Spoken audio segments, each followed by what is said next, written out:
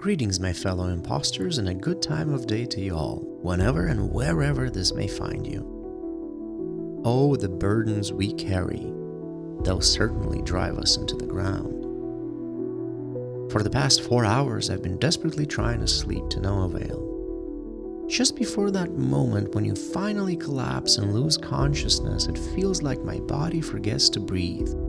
So I'm awakened by a painful, hasty, panicked, deep breath accompanied by unpleasant tingling from head to toe. I catch my breath and the cycle begins anew. It's been quite a torturous 4 hours, I have to say. Unexpected, too. I slept amazing for a couple hours before that. It's a perfect night for sleeping. It's raining and it's cool enough so it makes it borderline uncomfortable, but not quite. Alas, was not meant to be.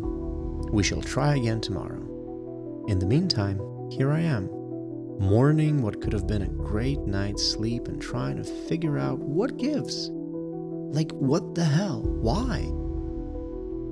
Sure, part of it is getting to grips with the idea that the body is getting older and may present certain unexpected malfunctions along the way before it gives in completely. And this is frustrating in and of itself.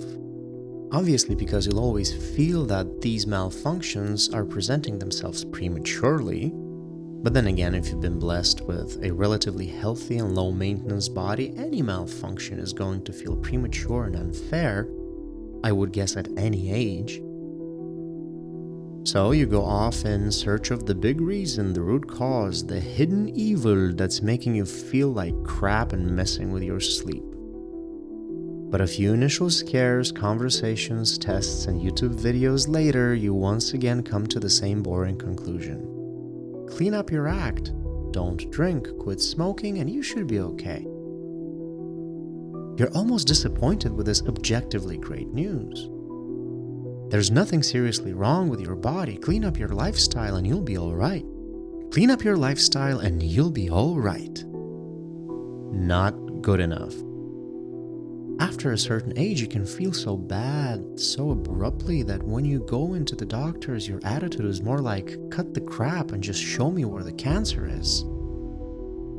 I really don't want to hear about any lifestyle changes. Also, do they have a pill for that yet?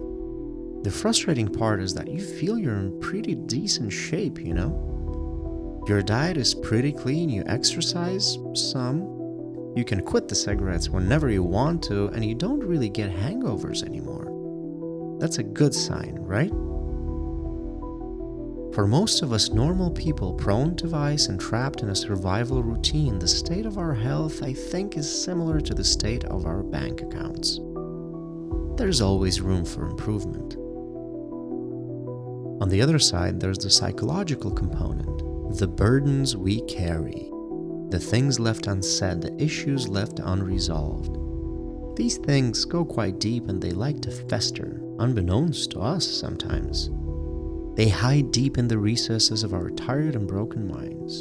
And again, after a while and a certain age, I guess, right about that time your warranty expires apparently.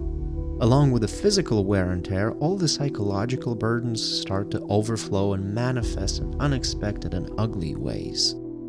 My panic attacks used to be very straightforward, direct, like overzealous bouncers at a nightclub. Usually there would be a very clear, simple trigger, like an unrealized perceived need, the proverbial closed door, and prohibitive velvet rope.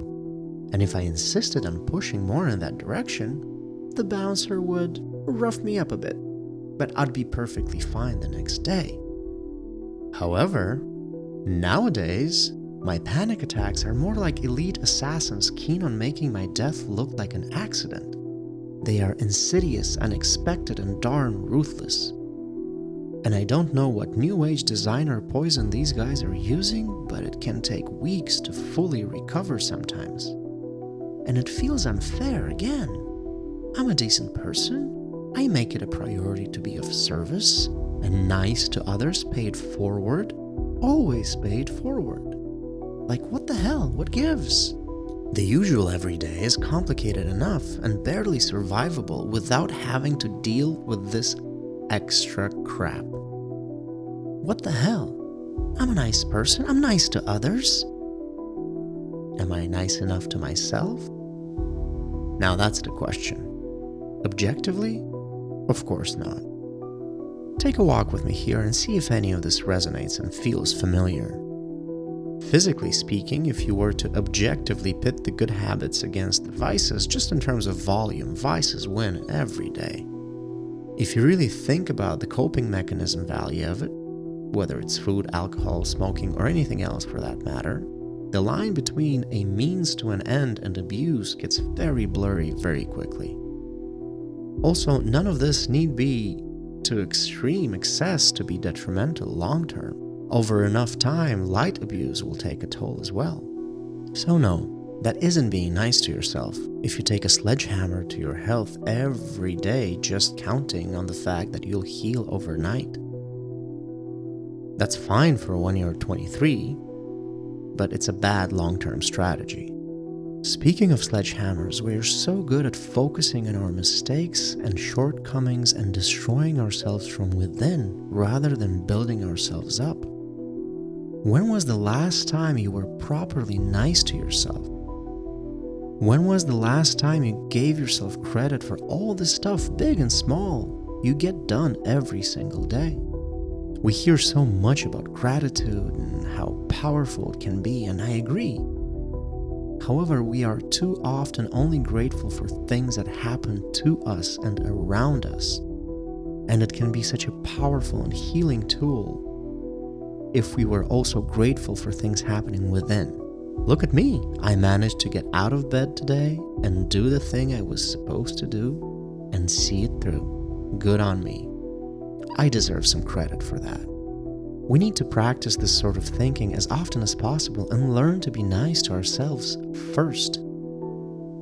Outside of that, clean up your act and you'll be fine.